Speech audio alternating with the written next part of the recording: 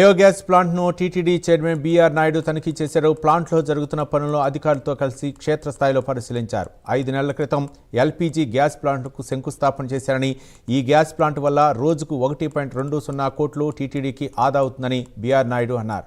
రోజువారీ చెత్త పునరుత్పాదక వల్ల 40 టన్నుల గ్యాస్ ఉత్పత్తి చేసే సామర్థ్యం ఈ ప్లాంట్కు ఉందని తెలిపారు. నెలల క్రితం నేను ఇది ఫౌండేషన్ వేయటం జరిగింది. ఈ గ్యాస్ ప్లాంట్ ఏదైతే ఉందో ఇది మార్చ్ ఎండింగ్ ఏప్రిల్ కల్లా కమిషన్ అవుతుంది. ప్రొడక్షన్ మే నుంచి స్టార్ట్ అవుతుందని చెప్పి ఇక్కడ ఉన్నటువంటి అధికారులు అందరూ చెప్తా ఉన్నారు.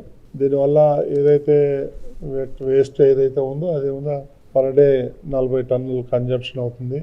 దానివల్ల మనం ఇక్కడ నుంచి పైప్ లైన్ వేసుకొని ఏదైతే వెంగమాంబ క్యాంటీన్ ఏదైతే ఉందో దాన్ని సప్లై చేస్తారు. దీనివల్ల పొల్యూషన్ కంట్రోల్ అవటమే కాకుండా ఇక్కడ ఉన్నటువంటి చెత్త చెదారం అంతా కూడా కన్జంప్షన్ అవుతుంది. దాని ద్వారా గ్యాస్ ప్రొడ్యూస్ చేసి మనం టీటీడీ వాడుకుంటుంది. దీనివల్ల 150 లక్షల దాకా సేవింగ్ అవుతుంది టీటీడీకి. ఇది రాత్రింబవళ్ళు మన ఇంజనీర్స్ దీనికి సంబంధించిన వాళ్ళందరూ కూడా పనిచేస్తున్నారు. వాళ్ళందరికీ కూడా రిక్వెస్ట్ ఏంటంటే త్వరితగతిన దీన్ని కంప్లీట్ చేయమని చెప్పడం జరిగింది.